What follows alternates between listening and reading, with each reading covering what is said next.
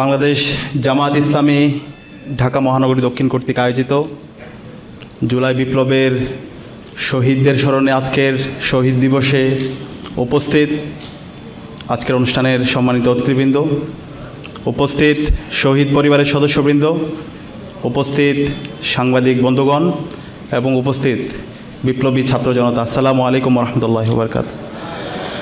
আমরা শুরুতেই শ্রদ্ধার সাথে স্মরণ করছি জুলাই বিপ্লবের শহীদদের ইমাম শহীদ আবু সাঈদ, শহীদ ফয়সাল আহমদ শান্ত, শহীদ ওয়াসিম সহ বিপ্লবের সকল শহীদদের, যাদের আত্মত্যাগের মাধ্যমে আজকে আমরা ফেসিবাদ মুক্ত বাংলাদেশ পেয়েছি।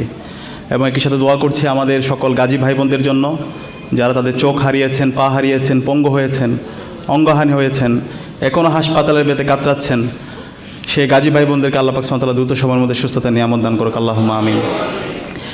সংগ্রামী উপস্থিতি, এই জুলাই বিপ্লব নিয়ে আমরা অনেক বয়ান শুনতে পাই, অনেক মানুষ, অনেক ব্যক্তি, অনেক রাজনৈতিক দল নিজেদেরকে জাহির করে মাস্টার মাইন্ড হিসাবে, হিরো হিসাবে।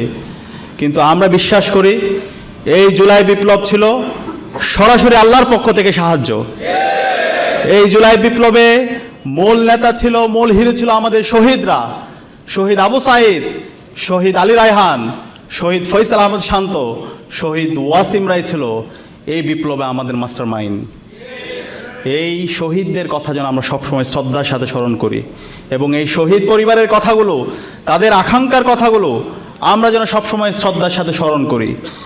এই বিপ্লব যখন হচ্ছিল, সেই বিপ্লবের শুরু থেকে একদম শেষ পর্যন্ত নীতি নির্ধারণ এবং মাঠ পর্যায়ের সমন্বয়ের সাথে আল্লাহ তাআলা আমাকে কিছু কাজ করার সুযোগ দিয়েছে।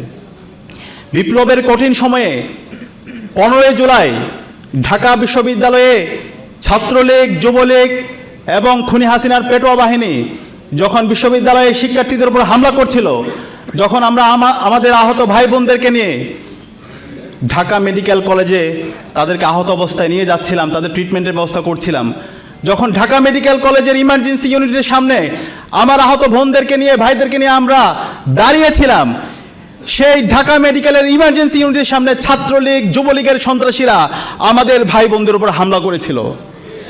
সেই সময়ে, সেই কঠিন সময়ে আমাদের ভাই বোনদের ট্রিটমেন্টের ব্যবস্থা করার জন্য বিভিন্ন প্রাইভেট ক্লিনিকে ট্রিটমেন্টের ব্যবস্থা করার জন্য ঢাকা মহানগর বাংলাদেশ জামাত ইসলামী দায়িত্বশীল আমাদেরকে সার্বিকভাবে সহযোগিতা করেছিল। আজকের যিনি ঢাকা মহানগরী দক্ষিণের আমির, জননেতা নুরুল ইসলাম বুলবুল ভাই সেদিন আমাদেরকে সহযোগিতা করেছিল। ডক্টর শফিকুল ইসলাম মাসুদ ভাই সার্বিকভাবে আমাদের খোঁজখবর নিয়েছিল এবং ইসলামী ছাত্র শিবিরের সাবেক কেন্দ্রীয় সভাপতি মঞ্জুল ইসলাম ভাই, দেলোয়ার হোসেন সাইদি ভাই আমাদের সার্বিকভাবে কোন হাসপাতালে যাবে, কোন ইমার্জেন্সি ইউনিটে তাদেরকে রাখবো এবং অ্যাম্বুলেন্স থেকে শুরু করে সব কিছু আমাদেরকে ম্যানেজ করে দিয়েছিল। সেই ইতিহাসের কথা আমাদেরকে জানতে হবে, আমাদের এই অবদানের কথা আমরা আজীবন শ্রদ্ধার সাথে স্মরণ করব। এবং একই সাথে যখন হামলা হলো, হামলার পরে সবাই আতঙ্কিত হয়ে গেল, ঢাকা বিশ্ববিদ্যালয়ে হামলার পরবর্তী বিশ্ববিদ্যালয়ের শিক্ষার্থীরা আতঙ্কিত হয়ে গেল, তখন সবাই আশা ছেড়ে দিল। তখন আমাদেরকে আবার নতুনভাবে আশা জাগিয়েছিল ইসলামী ছাত্র শিবিরের তৎকালীন কেন্দ্রীয় সভাপতি, সেদিন বলেছিল ফয়সালা আল্লাহর পক্ষ থেকে হয়ে গেছে, সবাই আপনারা ঢাকা বিশ্ববিদ্যালয়ে ছুটে যান, এই ঢাকা বিশ্ববিদ্যালয় থেকে আমরা প্রতিরোধ গড়ে তুলব ইনশাআল্লাহ।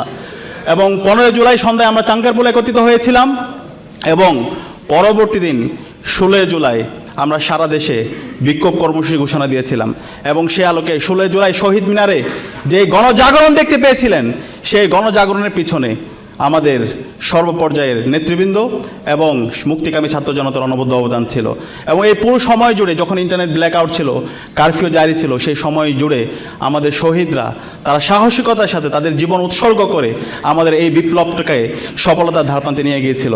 এবং আজকে আমাদের এই শহীদদের আত্মত্যাগের মাধ্যমে আজকে আমরা নতুন বাংলাদেশ পেয়েছি।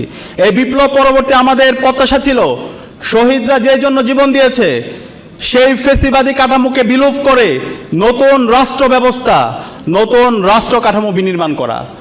আমরা আশা করেছিলাম অন্তর্বর্তীকালীন সরকার যারা শহীদদের রক্তের উপর দাঁড়িয়ে বাত ব্যথা, প্যারালাইসিস কিংবা আর্থ্রাইটিস, আধুনিক প্রযুক্তি ও অভিজ্ঞ বিশেষজ্ঞদের সমন্বিত চিকিৎসার নির্ভরযোগ্য নাম ডিপিআরসি।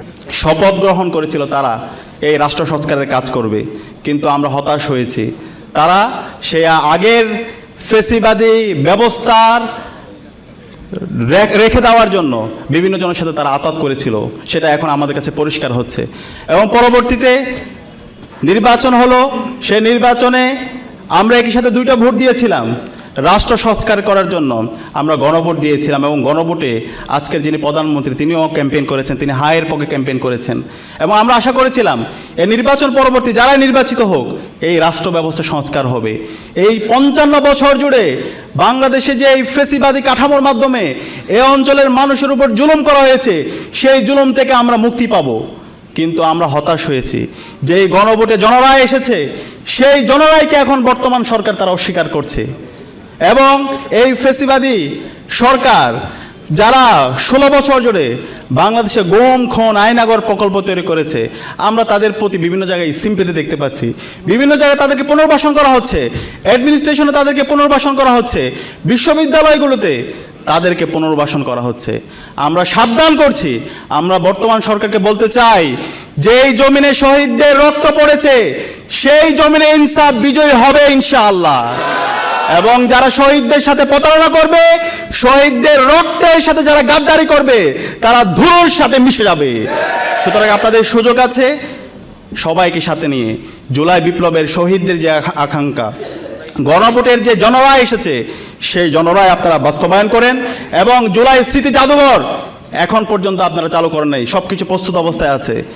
অনত বিলম্বে এই জুলাই স্মৃতি জাদুঘরকে আপনারা চালু করেন এবং আমাদের সকল শহীদদের তালিকা রাষ্ট্রের পক্ষ থেকে প্রস্তুত করে শহীদদেরকে রাষ্ট্রীয় সম্মাননা প্রদান করেন।